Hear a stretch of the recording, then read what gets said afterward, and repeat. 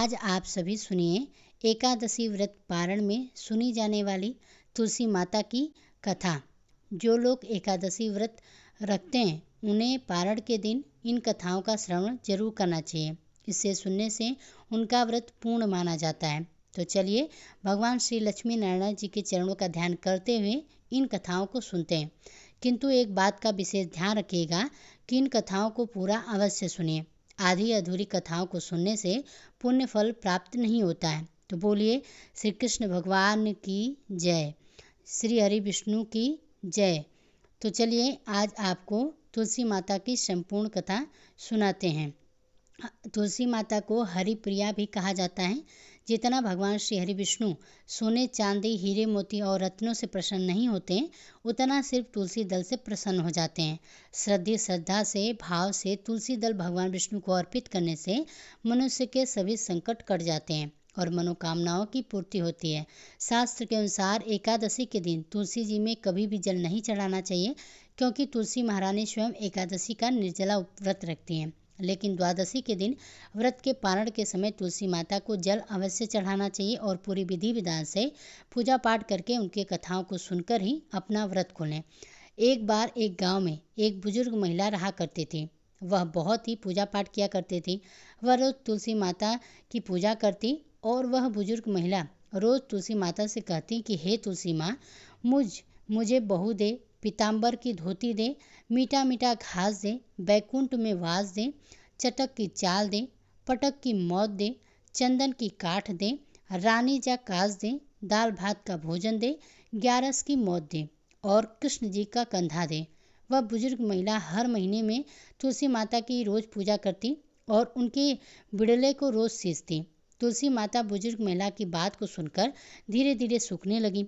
तभी भगवान श्री कृष्ण ने देखा कि तुलसी माता सूख रही हैं और एक दिन भगवान श्री कृष्ण तुलसी माता के पास प्रकट हुए और भगवान श्री कृष्ण जी ने तुलसी माता से पूछा कि हे तुलसी, तुम क्यों सूखती जा रही हो?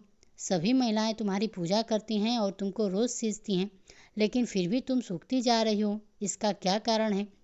जिसके बाद तुलसी माता ने भगवान श्री कृष्ण से कहा कि हे प्रभु, एक बुजुर्ग महिला मेरे पास रोज आती है और रोज एक ही बात बोलती है कि हे तुलसी माता, सबकी दाता, मैं तेरा बिरला सींचती हूँ, तुम मुझे बहू दे, पीताम्बर की धोती दे, मीठा घास दे, बैकुंठ में वास दे, चटक की चाल दे, पटक की मौत दे, चंदन का काट दे, रानी सा राज दे, दाल भात का भोजन दे, ग्यारस की मौत दे और श्री कृष्ण जी का कंधा दे।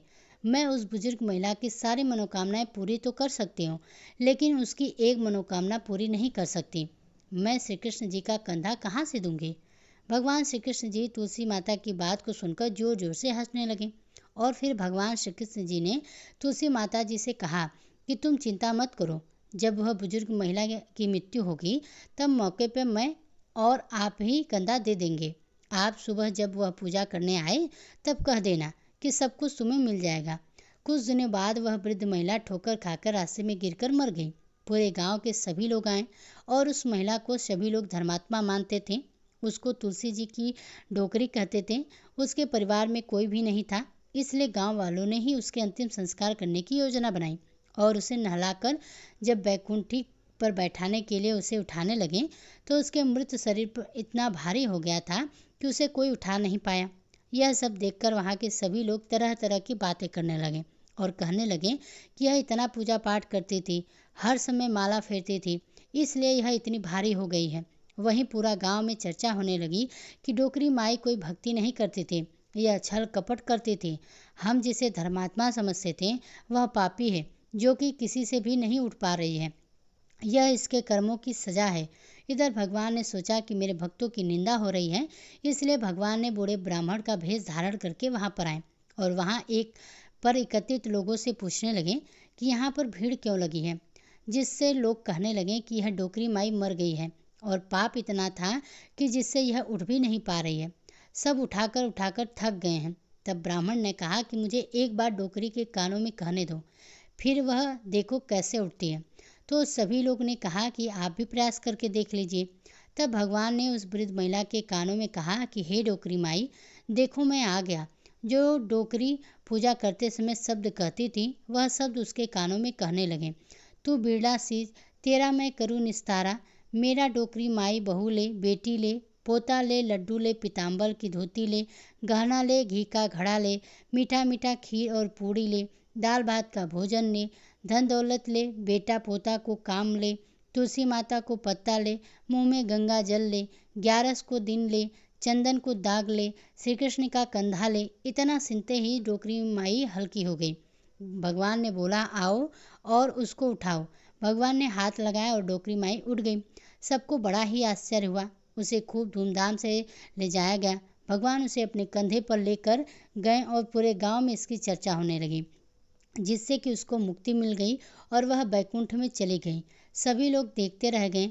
सभी लोगों ने देखा कि शमशान घाट तक तो ब्राह्मण साथ ही आया था, लेकिन अब वह दिखाई नहीं दे रहा है। इससे लोगों को समझ में आ गया कि वह कोई और नहीं, स्वयं भगवान ही बूढ़े ब्राह्मण के रूप में आए थे। तो बोलिए श्री विष्णु भगवान की जय, श्री राधा कृष्ण भगवान की जय। दोस्तों, यह थी एकादशी व्रत के पारण में सुनी जाने वाली तुलसी माता की व्रत कथा। अगर पसंद आई हो तो वीडियो को लाइक कीजिएगा। इसी तरह की व्रत कथाओं को सुनने के लिए हमारे चैनल को सब्सक्राइब जरूर कीजिएगा।